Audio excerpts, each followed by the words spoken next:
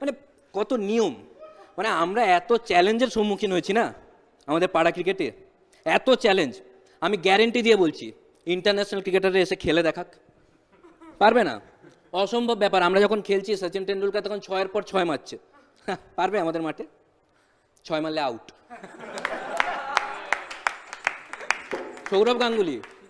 সৌরভ গাঙ্গুলিকে অফে নাকি যে কোনো বল দিলে 4 মেরে দিত, গ্যাপ খুঁজে নিত, 4 মেরে দিত।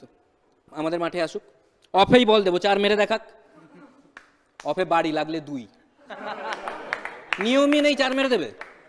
রাহুল দ্রাবিড়কে যে কোনো বল দিলে নাকি এরকম কাট করে স্লিপের পাশ থেকে পেছনে 4 করে দিত, পারবে না আমাদের এখানে, কেননা পেছনে পুকুর, যে মারবে সে আনবে।